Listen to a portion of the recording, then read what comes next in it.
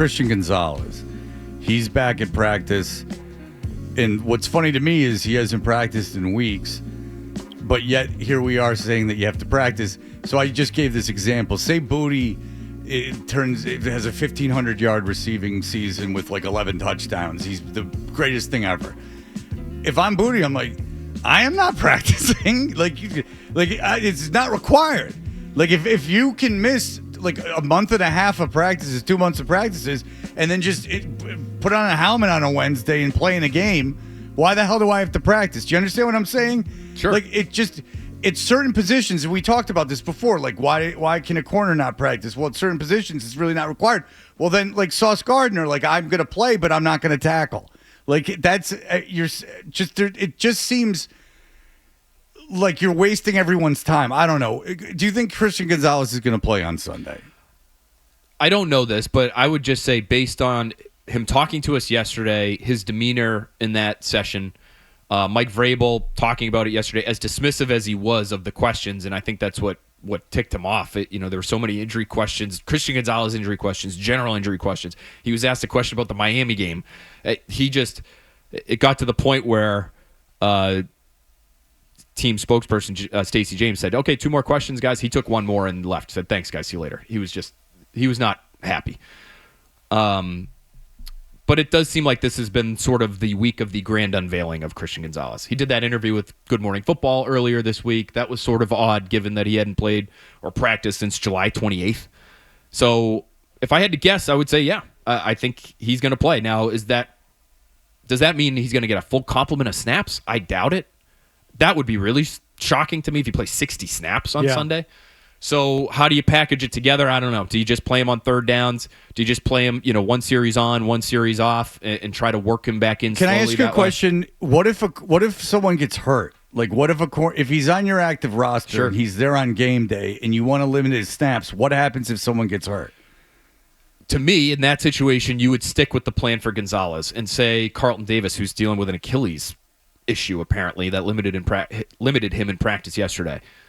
Then you would really lean on Alex Austin, Marcus Jones, and whether it's one of your special teams corners. They do have a couple that are on the roster that play a lot. Essentially, you'd sacrifice perhaps winning the game to keep Gonzalez's snaps limited. I just don't think you think that would be the difference between winning and losing. If Carlton Davis gets hurt and you can't play Christian Gonzalez every snap. If you're missing your 2 starting corners, that could be the difference of winning and losing. But how would not playing Christian Gonzalez at all help you in that situation? You could have someone else on the active roster. But that's what I'm saying. Would that guy who's like the 46th guy on the roster really be the difference? Like, if you're playing him, your odds of winning and losing are very low anyway. You might as well have Gonzalez on the field for a handful of snaps. That, to me, would be more beneficial. Okay.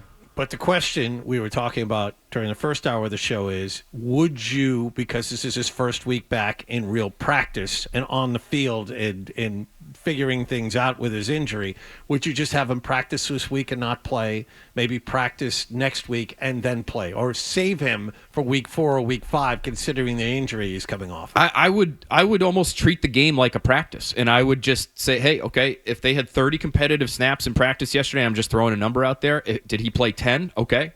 Then maybe today he plays 15. Then maybe in the game he plays 15. And then by the time you get to next Wednesday, maybe that number's up to 25. And then maybe by the end of the week, you feel okay about him playing maybe 30, 35 snaps. It's just such a long period of time. You're right to wonder, how can he just get out there and start running around with the best athletes on the plane? DK Metcalf is a physical freak. The other receiver who they use all the time, Calvin Austin, is much smaller, but he's a really, really fast little guy. And so does that make a lot of sense to basically have 2 practices, if we're treating the Friday practice almost like a walkthrough, have 2 practices with pads on, with a helmet on, and then get out there and try to run around with these guys? It just doesn't make a ton of sense. But if you're treating it all as a slow ramp up, then maybe you can look at Sunday as a continuation of that process and not say, okay, it's go time, you're out there for the entirety of this game. It's just another step in his progress back to full health and full participation. It's funny because it's just, you don't think of football coaches being that way. Like, that's like more of a baseball pitcher kind of situation.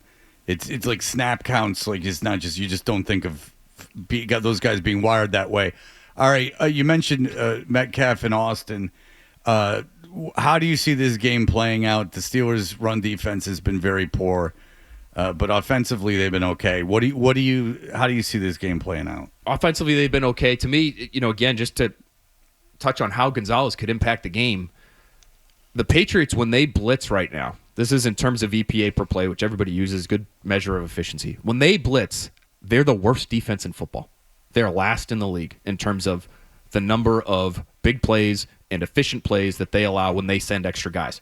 So, to me, you want to try not to do that, and you'd love to have your best cover guy out there, which can help your pass rush without sending extra bodies at the quarterback by having him out there and covering for a little bit longer. They're also 29th in pressure rate, period, so they don't, generally speaking, get after the quarterback. Milton Williams has been really good. Harold Landry's been really good, but they're near the bottom of the league in terms of bothering opposing quarterbacks through 2 weeks. So if you can't get there, you need your best cover guys. So that's another reason why I try to play him a little bit. I do think you just try to run the football this week. The stats are almost comical. When you look at the Steelers through 2 weeks, everybody's running away from TJ Watt because they don't fear anybody else, and they probably rightfully so look at him and say, if we can just make sure that guy doesn't ruin the game for us, we'll be just fine. Teams, when they run at J.J. Watt this year, again, only 2 games, 2.5 yards per carry. When they run left, which is usually where T.J. Watt is not, they average 6 yards per carry. So it's more than double. So it's, again, you look at some of the charts and where these runs have gone, it's laughable. Everything is to one side of the field, and the Steelers obviously know this. And they can't do anything about it. They still can't figure it out. So this has been not only one of the worst defenses in football, but one of the most disappointing. And it dates back really to the end of last year, too. They've 10 games. They've allowed 300 yards of offense. That's most in the league. They have 5 players that are on the cap at least, which is fake money, but it's just sort of indicative of how expensive their defense is. They have 5 guys on the cap who are making almost $18 million per year on defense alone, which is 2 more than any other team. And they're still in the bottom 10 in just about every single category. So this is a good opportunity for the Patriots. You should be able to run the ball. You should be able to stay balanced the way they were in Miami, and you should be able to score points. Aaron Rodgers, to me, has actually looked pretty good. I don't know how much you guys have seen of him, but the arm actually looks okay. Yeah, You saw him a lot in week 1. I saw him in week 1, and yeah, he was good. Where he was throwing, there was no one. I mean, he was throwing to guys that were wide open, but he was. Why? And he got hit 6 times, but the inescapability is obviously not there, but he did look good. Yeah, that's the one thing with him is if you can bother him, and they play, I think, 80% of the time out of the shotgun. He just wants to stay away from people at this point, which, listen, I understand that. He should want to stay away from people, but I think that is impacting how he plays. They throw, for the vast majority of the time, they throw short, and they'll throw short all day. It's an incredible, it's over 70% of their passes do not go 10 yards beyond the line of scrimmage.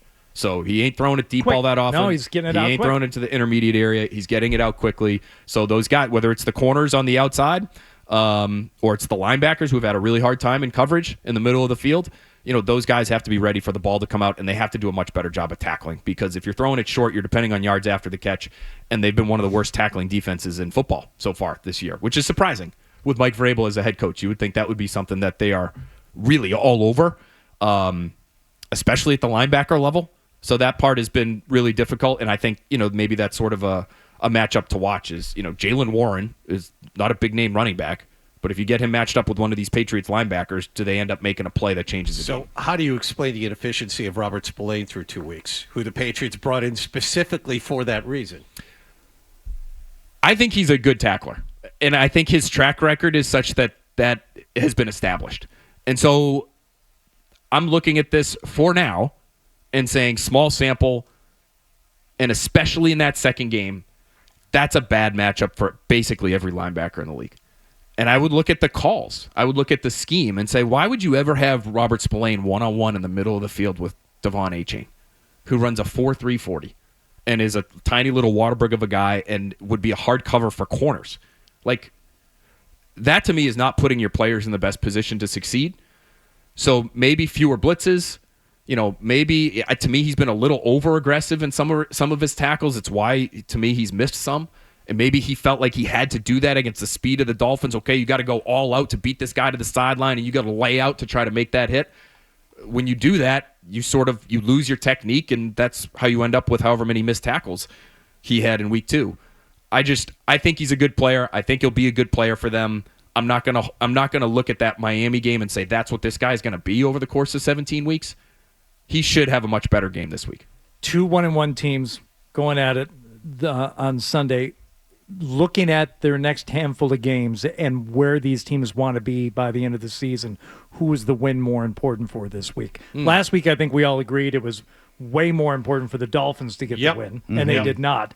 Who's it more important for, Patriots or Steelers? You know, it's interesting because when I think of the Steelers, I think of Tomlin, and I just think that they're in the mix every year, and that if they go 1-2 to start any season with Tomlin, they probably shouldn't panic because odds are they're going to end up with 9 wins-ish. And they've also no got matter what. They've got Minnesota, Cleveland, Cincinnati in their 3 games after the Patriots. And it's obviously Minnesota with a backup quarterback. Not that the rookie, the second year guy's been all that good. And Cincinnati backup quarterback. And So- really Cleveland with a backup quarterback, if you think about it. Yeah. But I would say it's more important for the Patriots because I think if you can get this win, it gives you some real juice moving forward. think You're so, 2-1. You're looking at maybe 3-1 because you're playing the Panthers. You start to develop a little bit of excitement around your football team, which they haven't had in years. see, I think it's more important for the Steelers because the Steelers are all in on this season with the Rodgers thing. True. And people in Pittsburgh do not like Tomlin. That's very split. And I'd even say it's 75% against Tomlin because he hasn't done anything in the playoffs. So in terms of the fan base, they're not in love with him. Aaron Rodgers, I can tell you from experience, it's easy to fall out of love with him. Really? Yeah. So the Patriots aren't making the playoffs. So the thing is, I know they beat Miami, and that was great, and I wanted them to win that game. But just in terms of who it means more to, I do think it means more to the Steelers because they actually have playoff fantasies. Where I think that the Patriots, that's an unrealistic goal. I just look at this. You're playing at home too. When's the last time they won a meaningful game at home? Was it they beat the Bills beat the Jets a couple years? Well, they home. beat the Jets last year, but I don't know if They I call came that back. meaningful. They beat the Bills at home a few years ago with Mac Jones. That felt like at the time, that felt like sort of an exciting win for something. that. But it's been a while, so they the fans deserve to see them actually play well at home, and so there's an I opportunity. didn't say to they do didn't that. deserve that. I'm just saying that I think I don't doubt the importance to the Patriots. I'm just saying that the fan base in Pittsburgh is not this. I hear it all the time around here, like, oh well, they make the playoffs all the time. They're so consistent. Yeah, but it's not like the fan base is like, great, we're consistent. There's still pressure on Tomlin, is what There's you're an saying. incredible amount of pressure on Tomlin, and there's an incredible amount of pressure on him this year because of Aaron Rodgers, even more so. So you have a fan base that doesn't like the coach, that's upset at the coach, that wants him gone, and therefore is upset at ownership. Then you bring in Aaron Rodgers, and so the idea there is, all right, this is the idea in Pittsburgh. It might not be the reality, but it's the idea with the fan base. This should be Tomlin's last chance. That if we don't win a playoff game this year, Tomlin should be gone. Win a playoff game, not make the playoffs. Win a playoff game. Like you said, they have all that money invested in the defense. They went and got DK Metcalf. They got Ramsey. Like they went in on this season and. There's a tremendous amount of pressure on top. And they probably look at the Patriots as a get-right game. Well, absolutely. Right? I This mean, is a game they should win. They If they look at- lose this one, right. They look at the game city's last burning. week, and I don't look at the game this week that way. I've explained it many times, but they look at how would you look at the Miami win if you weren't intimately involved with it? You'd say they went into Miami. That team's a disaster. They're going to fire their coach on tomorrow. So like they're going to fire their coach tomorrow. So what do they care? Like that's the way the fan base looks at it. So and this isn't you guys, but Felger especially. Like people say, like this is this, utopian society of Steeler fans. They're way more pissed at the team than the Patriots fans are. There's an apathy around here that's set in a little bit, and that is not existed with the Steelers. Partially because they always make the playoffs. You feel it when I've traveled there in recent years, and the Patriots have beat them. You listen to sports radio immediately after the game there in Pittsburgh, and they are crushing the head coach. So yeah, you're right. I didn't. They're know, not like I- a fun fan base. I didn't know things because I think Tomlin is kind of one of these universally, if not liked, respected guys that are around the league from outsiders. I had no idea that things had He'll never get fired. I don't think mid-season though. Okay, do you think So, we have he's to gonna break? be here. I know, Adam, we have to break. But okay, do you think the coach at Alabama is a good coach? He made the national. I'll answer for you Doesn't because seem we don't that have way. time. He made a national championship game with Washington. Yep. There's a reason he got the DeBoer. Alabama jump. DeBoer, right. DeBoer. If DeBoer loses 2 games this season, It's over. they want him gone. They want him gone for losing to Texas. So, like, the standards are much different in Alabama than they are at Michigan State. The standards in Pittsburgh are way different than they are in New England right now. Now, they were the same, but you see what happens when you suck for a while. The expectations are lower. For all the latest from the Sports Hub, download the app at 985thesportshub.com.